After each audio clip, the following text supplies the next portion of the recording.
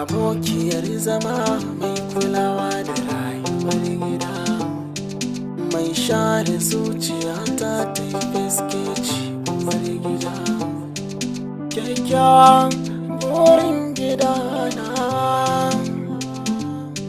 uwar ɗaya wacce ba na kushewa.